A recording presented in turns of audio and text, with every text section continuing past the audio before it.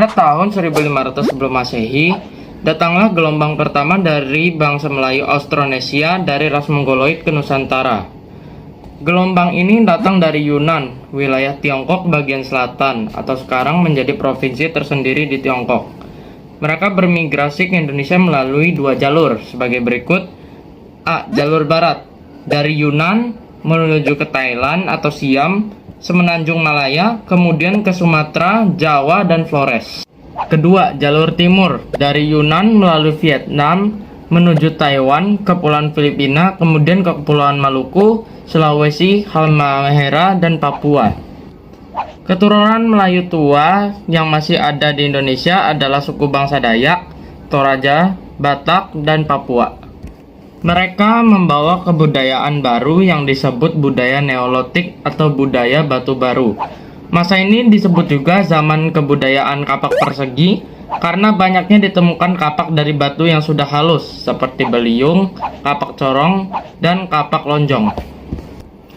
Selain itu, terdapat tradisi baru yaitu tradisi bercocok tanam. Ini tidak mengherankan karena wilayah yang pertama kali disinggahi orang-orang Yunan ini adalah Vietnam dan Thailand yang sejak ratusan tahun sebelumnya telah mengenal tradisi bercocok tanam. Cara hidup berburu dan mengumpulkan makanan perlahan-lahan ditinggalkan. Seiring dengan itu, masyarakat memelihara hewan-hewan tertentu atau pastoralisme. Sebagian kecil penduduk yang tinggal di tepi pantai memproduksi garam dan mencari ikan. Kegiatan bercocok tanam dilakukan dengan menebang dan membakar pohon-pohon dan belukar atau slash and burn, sehingga terciptalah ladang-ladang yang memberikan hasil pertanian. Tanaman yang dikembangkan antara lain keladi, pisang, kelapa, salak, rambutan, sukun, dan duku. Sebagai konsekuensi dari tradisi baru itu, mereka sudah tinggal menetap. Perkampungan terdiri atas tempat-tempat tinggal sederhana yang didiami secara berkelompok oleh beberapa keluarga. Gotong royong juga telah menjadi bagian dari corak kehidupan masyarakat.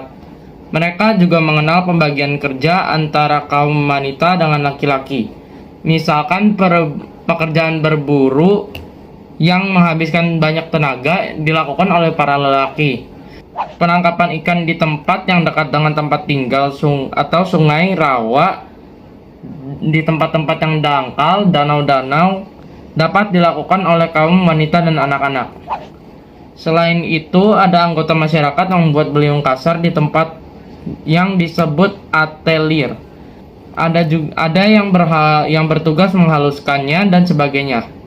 Sementara itu, seiring dengan meningkatnya jumlah penduduk, kegiatan-kegiatan dalam memenuhi kehidupan perkampungan yang terutama ditujukan untuk mencukupi kehidupan bersama mulai diatur dan dibagi di antara anggota-anggota bermasyarakat.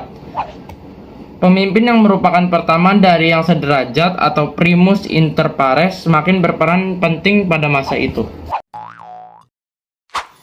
Hasil-hasil budaya pada zaman Neolitikum. Masa bercocok tanam di Indonesia dimulai kira-kira bersamaan dengan berkembangnya kemahiran mengupang, menggosok dan menyelapkan alat-alat batu serta dikenalnya pembuatan gerabah. Contoh hasil budaya pada masa ini. Yang pertama, belum persegi. Fungsinya diperkirakan sebagai benda upacara, bekal kubur, alat pahat, dan sebagai alat tukar atau barter. Yang kedua, kapak lanjok. Yang berukuran besar berfungsi sebagai alat perkakas dan memotong makanan. Digunakan untuk mencangkul dan bercocok tanam. Yang berukuran kecil digunakan untuk benda wasiat dan upacara. Yang ketiga, alat-alat obsidian. Terbuat dari batu obsidian atau kecubung. Fungsinya untuk dimanfaatkan membuat peralatan seperti pisau, panah, mata tombak, serta senjata tajam dan peralatan lainnya. Keempat, mata panah. Berfungsi sebagai alat untuk berburu dan menangkap ikan. Kelima, gerabah. Fungsinya untuk membuat alat-alat yang berguna bagi kehidupan sehari-hari, seperti kendi, tempayang, periuk, dan alat-alat lainnya. Keenam, alat pemukul dari kulit kayu. Berfungsi untuk menyiapkan bahan-bahan pakaian dengan cara memukul kulit kayu sampai halus. Ketujuh, perhiasan. Biasanya berupa gelang dari batu atau kulit kerang. Berfungsi sebagai alat untuk berhias dan mempercantik diri. Sistem kepercayaan pada masa Neolitikum. Masa ini telah berkembang sistem kepercayaan yang disebut animisme dan dinamisme. Animisme yang dalam bahasa Latin anima yang berarti roh adalah kepercayaan bahwa segala sesuatu yang ada di bumi baik hidup maupun mati, seperti kawasan tertentu, gunung, laut, sungai, gua, pohon, atau batu memiliki roh atau jiwa. Dinamisme berasal dari bahasa Yunani dinamus yang berasal kekuatan atau daya.